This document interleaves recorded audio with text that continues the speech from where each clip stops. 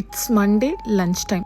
Grocery shopping போயிட்டு வந்திருந்தப்ப நிறைய lemon, ஒரு கிலோ லெமன் வாங்கிட்டு வந்திருந்தேன். சம்மருக்கு அடிக்கடி நல்லா ஜில்லுன்னு ஏதாவது குடிக்கணுன்றதுக்காக ஃப்ரிட்ஜில் போட்டு வைக்கலாம் லெமன் ஜூஸ் அப்படின்னு.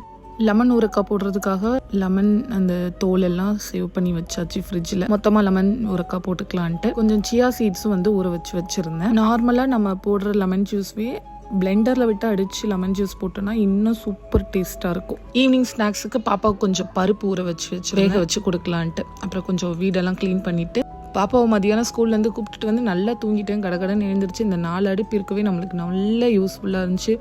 ஒரு அடுப்பில் முட்டை, ஒரு அடுப்பில் சாதம், ஒரு அடுப்பில் மீன் ஃப்ரை எல்லாமே பண்ணியாச்சு. ஒரு அடுப்பில் லெமன் ரசம். குட்டி குட்டியாக மத்தி மீன் வாங்கிட்டு வந்திருந்தேன். அதுவும் நல்ல சூப்பர் டேஸ்ட்டாக இருக்கும். குண்டு மீனை விட குட்டி மீன் நல்ல டேஸ்ட்டாகவே இருக்கும். அவ்வளோதான், லஞ்சு ரொம்ப சிம்பிளாகவே முடிச்சு. ஒரு 1/2 hour சமையல் முடிஞ்சிருச்சு. இந்த சம்மர் டைமில் கிச்சனில் நிற்கவே முடியாது. ஸோ அதனால் இந்த மாதிரி சின்ன சின்ன சிம்பிளான ரெசிபியாக பண்ணி